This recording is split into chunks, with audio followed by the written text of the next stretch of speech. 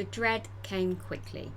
Somewhere in my mind, I knew that I'd missed something vital in one of those 100,000 school emails that heralded the beginning of term. Sure enough, I had missed something critical. A school trip tomorrow. One of my kids can only go on school trips if I'm there or my husband's there to give a helping hand and a reassuring bolster for the risk assessment. So making sure that my diary's clear and my attitude positive for those days is really important to me. But with 3 kids, the craziness of the EHCP system and a lot of medical appointments to juggle, things often slip through my net at the moment. And this is when I am so incredibly grateful that my boss is me. And I am generally a reasonable employer. Thanks to my independent practice, I was able to message my assistant to reschedule my thankfully manageable in number clients to later that week. And I got to witness my kid laughing with friends in an old castle, which is pretty great. It meant so much more to me than a morning off work, and I think if you've got kids with additional needs, you'll know what I mean by that.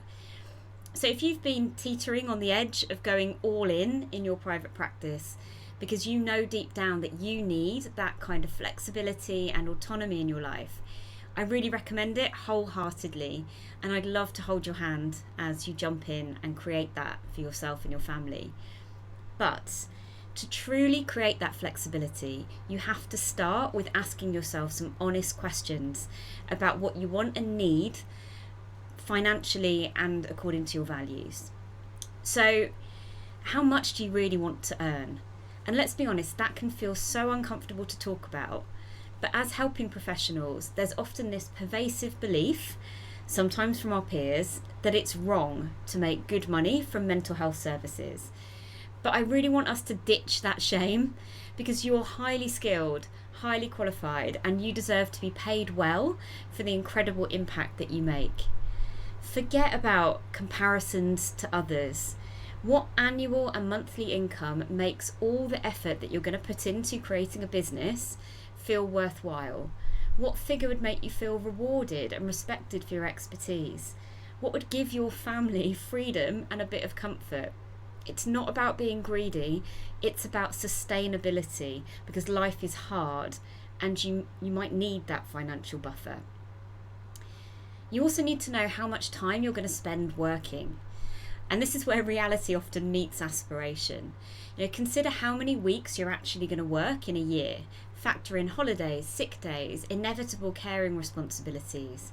For many parents, realistically, it's 40 weeks or less. Make sure you know. Then you think about what are your total weekly working hours in a working week. And that includes everything: clients, admin, business development, CPD, supervision. Don't just think about the client-facing hours, because that's not enough. Then define your client-facing hours. You can't see clients 24/7. There's so much more to running a successful business. So think about what your threshold is for doing your best work and how much other time that isn't client facing you need in your week. So the most I can do is see about 3 clients a day. And that's because one of my core values is delivering high quality, and that requires time for thinking, formulating, reading, and flexibility around my life. But everybody's number is wildly personal, so answer for yourself. So once you've got that number realistically worked out, you can easily calculate your annual client hours. This is a critical number. It's so important to work out the annual figure, not the estimated weekly one. Then consider what services you truly want to offer right now. And don't overcomplicate it for your startup phase. What's the easiest way for you to bring in income? Therapy, supervision, consultation, coaching, groups.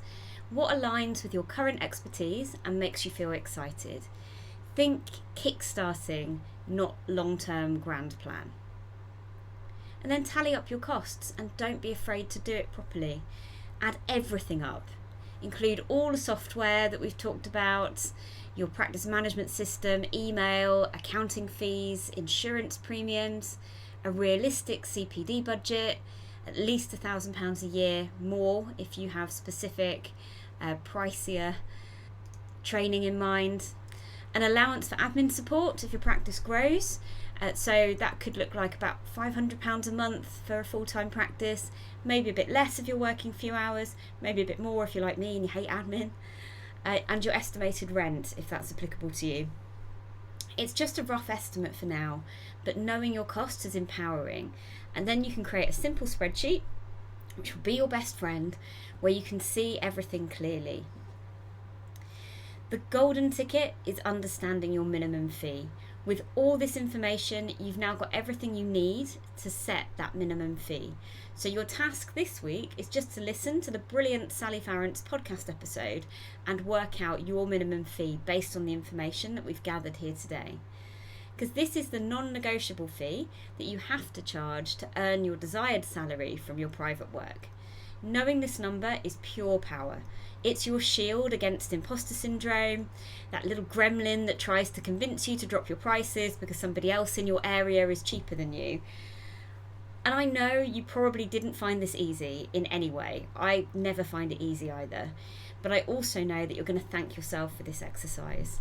You can use the numbers here to set yourself realistic expectations and goals for your practice, and you won't set yourself up to be so overscheduled that you can't drop everything when you need to. Getting your fees right is the key to days with enough blank space to cope with the dramas of family life or caring responsibilities. So enjoy that number crunching. It's the key to freedom. If you're ready to turn your private practice dream into a reality, I've got something for you. I have a free masterclass, Set Up Your Practice for Success, on September the 8th, that's 2025.